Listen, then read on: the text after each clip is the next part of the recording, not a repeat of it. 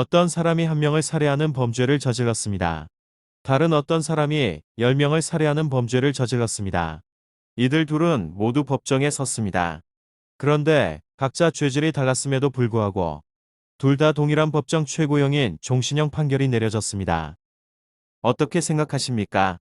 범죄 수준이 분명히 달랐는데도 불구하고 동일한 형벌로 판결되었다면 이것이 과연 정당한 판결일까요? 죽어서라도 뭔가 다르게 판단해야 되는 것이 아닐까요? 시편 28편 3절에서 4절에 어느 시편 기자가 하나님에게 이런 기도를 합니다. 악인과 악을 행하는 자들과 함께 나를 끌어내지 마옵소서. 그들은 그 이웃에게 악평을 말하나 그들의 마음에는 악독이 있나이다. 그들이 하는 일과 그들의 행위가 악한 대로 갚으시며 그들의 손이 지은 대로 그들에게 갚아 그 마땅히 받을 것으로 그들에게 갚으소서. 시편 기자는 하나님에게 이 악을 향한 그 사람의 행위대로 그 사람에게 갚아 주십시오 라고 호소하고 있습니다. 우리들의 마음도 동일한 생각이 아닐까 싶습니다. 신명기 25장 1절에서 2절입니다. 하나님께서 유대인들에게 재판을 이렇게 하라고 하십니다. 사람들 사이에 시비가 생겨겨 재판을 청하면 재판장은 그들을 재판하여 의인은 의롭다 하고 악인은 정죄할 것이며 악인에게 태형이 합당하면 재판장은 그를 엎드리게 하고 그 앞에서 거의 죄에 따라 수를 맞추어 때리게 하라. 그 사람이 죄를 더 많이 지으면 거기에 맞게끔 매도 더 많이 때리라고 하는 것이 하나님의 재판의 기준입니다. 하나님의 율법에는 공정함이 있습니다. 히브리서 9장 27절 말씀입니다.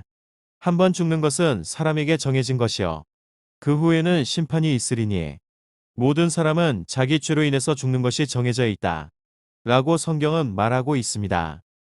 그런데 무서운 사실은 죽은 후에 아무것도 없는 것이 아니라 자기가 이 땅에서 어떻게 살았는가에 대한 심판이 있겠다. 라고 하는 것입니다. 마가복음 9장 48절에서 49절 말씀입니다. 예수님께서는 이렇게 말씀하십니다.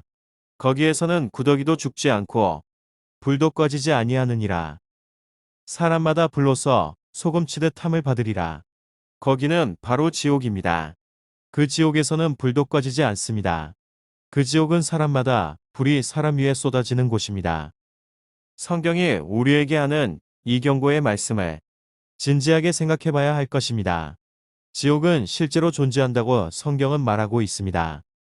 누가복음 20장 46절에서 47절입니다. 예수님께서 위선적인 서기관들을 조심하라며 이렇게 말씀하십니다. 긴 옷을 입고 다니는 것을 원하며 시장에서 문안받는 것과 회당의 높은 자리와 잔치의 윗자리를 좋아하는 서기관들을 삼가라. 그들은 과부의 가산을 삼키며 외식으로 길게 기도하니 그들이 더 엄중한 심판을 받으리라 하시니라. 서기관들은 유대인들의 인도자들입니다. 이들은 예수님을 믿지 않았습니다. 이들은 지옥에서 더 엄중한 심판을 받으리라고 예수님은 말씀하십니다. 위선적인 불신 종교 지도자들은 더 엄중한 심판을 받을 것입니다. 계시록 20장 11절에서 12절입니다. 또 내가 크고 흰 보좌와 그 위에 앉으신 이를 보니 땅과 하늘이 그 앞에서 피하여 간데 없더라. 또 내가 보니 죽은 자들이 큰 자나 작은 자나 그 보좌 앞에 서 있는데 책들이 펴 있고 또 다른 책이 펴졌으니 곧 생명책이라 죽은 자들이 자기 행위를 따라 책들에 기록된 대로 심판을 받으니 마지막 백보좌 심판 때 믿지 않고 죽은 모든 불신자들은 모두 다 심판을 받기 위해서 부활할 것입니다. 그런데 그 심판의 내용을 보십시오. 이 땅에서 그들이 자기의 행한 대로 심판을 받는다고 말씀하십니다. 히브리서 10장 26절 27절 29절에 있는 말씀입니다. 우리가 진리를 아는 지식을 받은 후에 일부러 죄를 범한 즉 다시 속죄하는 제사가 없고 태울 맹렬한 불만 있으리라.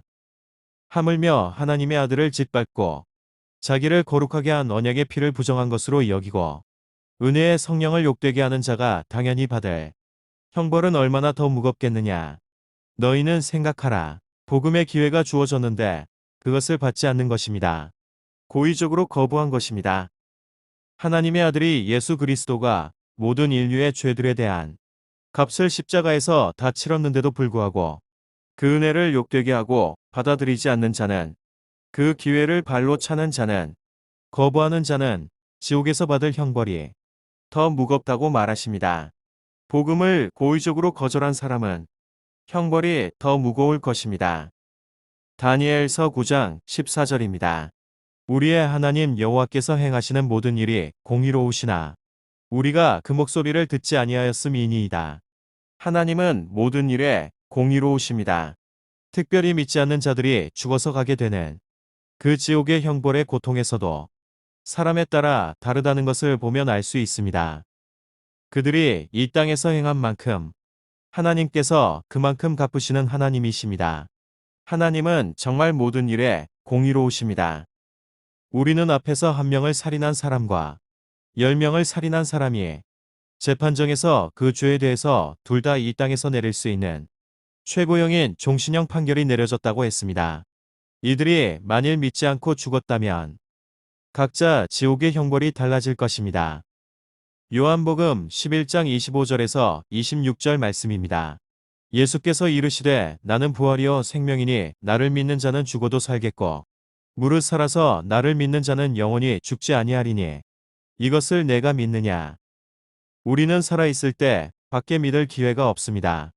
당신이 이 땅에 살아있을 때 나의 죄로부터 구원할 그를 찾아서 믿지 않는다면 당신은 영원한 죽음을 당할 것입니다. 지옥 형벌의 심각함에서 벗어나는 길은 무엇일까요? 살아있을 때 그 구원자를 알고 진심으로 믿어야 합니다.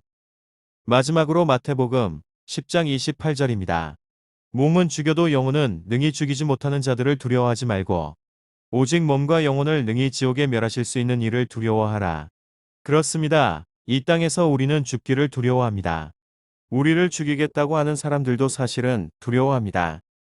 그런데 성경은 이렇게 경고합니다. 더 두려워할 자가 여기에 있다.